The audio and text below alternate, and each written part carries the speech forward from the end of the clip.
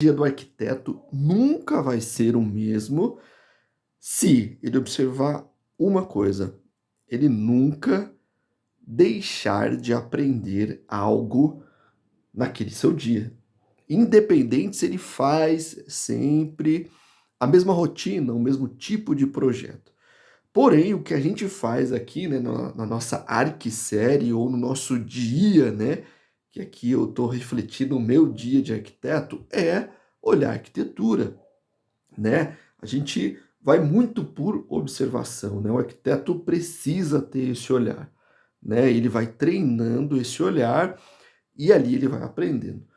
Por isso que, olha, uma coisa muito importante, por isso que existem as revistas de arquitetura, não só para difundir arquitetura, mas para nós ali, eternos estudantes, né, observar os projetos dos outros arquitetos. Não é copiar, né, mas soluções técnicas são dadas, né, por outros arquitetos e a gente ali aprende com todos eles, né? Por quê? Porque aquele arquiteto teve uma certa dificuldade para fazer um certo projeto e a gente aprende, né, com o estudar dessa arquitetura. E isso não vai parar, gente, na nossa vida profissional. Se a gente para por tempos, a gente acaba, o que a gente diz, diminuindo, né, o nosso campo de visão e até a atuação da arquitetura, tá? Toma cuidado com isso. Olha que interessante, eu fiz um vídeo passado, até o último vídeo aí postado, foi, né, uma obra de madeira também, né? Bem nesse sentido mesmo, já no Japão também, né? Do nosso Kengo, né? Nossa, fala assim, né? No nosso meio, né? Assim dizendo, arquitetos como nós ali, estudantes, arquitetos de arquitetura também, eu falo ali muito com estudantes que você já tem que pensar como um profissional, né?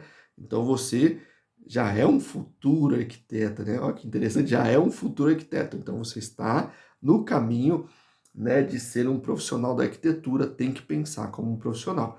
E por isso que é muito, mas muito importante esse estudo diário que a gente faz, tá?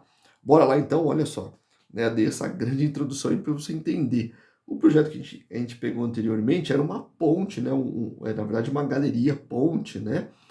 E ele tinha esse mesmo sentido aqui, ó, de sobrepor, né, peças estruturais e fazer com que ela forme ali uma estrutura, compõe uma estrutura. A gente está muito, né, preso, né, no pilarzinho e na viga superior, depois a laje, ou depois a cobertura, etc e tal. Aqui o arquiteto brincou com esse sistema construtivo que é muito difundido, no Japão, e o que é muito interessante é o que que pelo domínio, e aí ele entende a leveza, né, daquele projeto, né, eh daquele sistema, ele consegue fazer essa composição. Mas aí eu vou mais além, por quê? Porque a gente não pode só olhar, lógico, se a gente conseguir olhar tudo e absorver, legal, né? Mas olha que interessante, ó, aqui em cima ele tem uns bambus, né? A gente tem,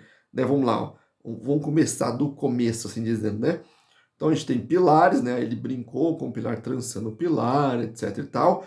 Depois a gente tem toda essa camada que são os vigamentos, né? Que vai ali suportar assim o telhado, né? A composição convencional do telhado. Depois as terças, né? Em cima que vai apoiar a cobertura de telha. A gente tem uma telha ali, né, industrializada, convencional, assim dizendo, né? E depois a gente tem uma camada superior de bambu. Olha que interessante, cara. Aí eu te falo, ele usou uma telha sanduíche aqui, por exemplo? Não usou. Será que foi proposital? Não foi? Por que ele usou isso, né? Aí a gente vai caminhando para o desenho, aí mostra, né, a estética do projeto, como ele é bem leve, né? Ele usa madeira né, de propósito para causar tudo isso, esse conforto, etc e tal, né? A estética também é muito legal. Nem fala, né? Que se você olhar, você sabe que é uma arquitetura do Japão aqui, né? Quem gosta aí, como eu, né, da arquitetura do Japão, sabe que é de Japão, é de japonês. Foi feito pelos japoneses aqui, né? Pelo estilo da arquitetura, né? E aí a gente vai caminhando mais um pouco. Cara, os desenhos são fantásticos, né? né, o que se formou, né, a forma, né, estrutural, é fantástico, lindo, né? Porque são peças, né, cara, encaixadas, detalhadas, tudo isso é projeto de arquitetura, né? Projeto que envolve arquitetura e estrutura e, além do mais, tem que passar toda a parte de infraestrutura, né?